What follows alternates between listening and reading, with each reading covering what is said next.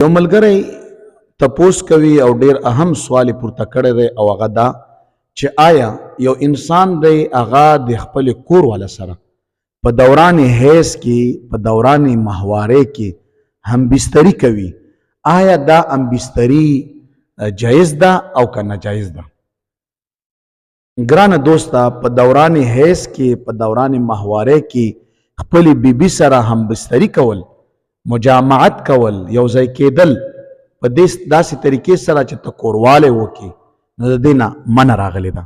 رسول الله صلی الله علیه وسلم فرمایي کوم انسان چې خپل بیبي سره په دوران حیض کې هم بستری کوي، رب العالمین ډېر ورته په غوسه کېږي او دی مبارک فرمایي دا انسان چې دی کافر شو په هغه کتاب کوم کتاب چې محمد صلی الله علیه وسلم باندې نازل شوی دی.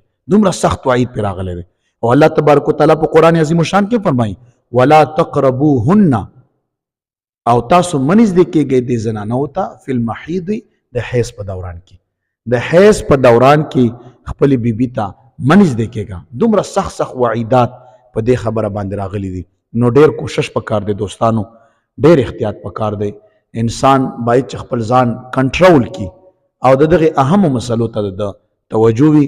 رب العالمین مو ډېرې خوشحالیانې نصیب کا. جزاکم الله.